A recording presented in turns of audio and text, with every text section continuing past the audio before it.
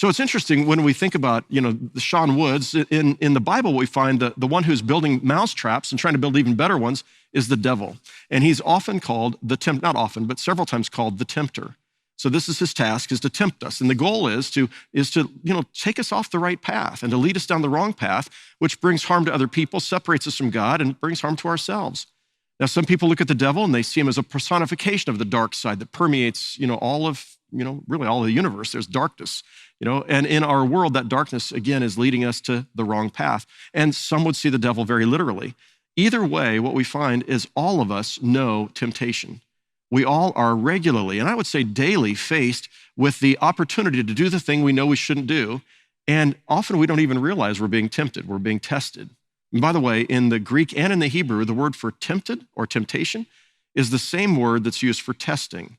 And so every temptation is a test. It's an opportunity for us to see, for God to see, for others to see, which way will we go? Will we take the bait, or are we going to walk in the right path that leads to life? So at one point in the scriptures, we find the Apostle Paul talking about, and this is in Ephesians 6:11, he talks about the wiles of the devil. Now that's in the old King James, but what is a wile?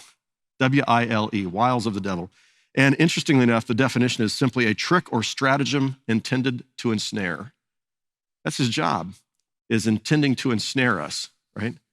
And so this points again to the perennial volley back and forth between good and evil, the continual battle in our hearts and in our minds. And I've shared this with you before, but I always appreciate Alexander Solzhenitsyn's quote where he says, the line between good and evil cuts through the heart of every human being.